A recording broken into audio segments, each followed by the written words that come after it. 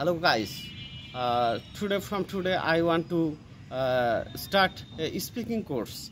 How we can speak in English and how can we speak in English in different situations. If we want to speak in English, we have to learn vocabulary. We have to learn some grammatical rules, such as যে আমি ভাত খাই, I eat rice.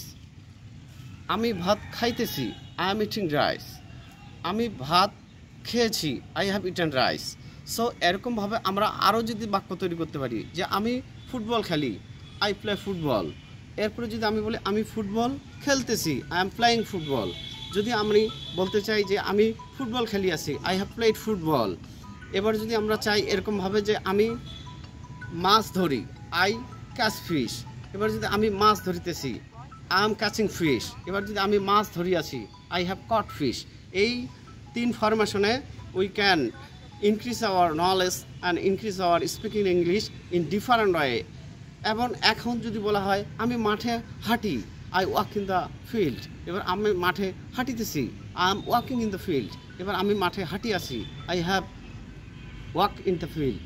So everyone today from this time is from this time you will try to speak in English from this easy and simple way। Another question and we want to discuss about the যে আমাকে খেতে হবে, I have to eat rice। এবার তে হবে যদি থাকে তাহলে অবশ্যই আমরা have to ব্যবহার করব যে আমাকে খেতে হবে, I have to eat rice। আমাকে যেতে হবে, I have to go। আমাকে মাছ ধরতে হবে, I have to catch fish। আমাকে সাইকেল চালাতে হবে, I have to ride a bicycle। এবার আমাকে ইংরেজি শিখতে হবে, I have to learn English। আমাকে বই পড়তে হবে, I have to read books।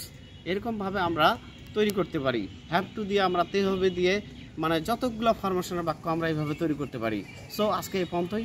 সবাইকে শুভেচ্ছা, welcome and everyone greetings. Thanks.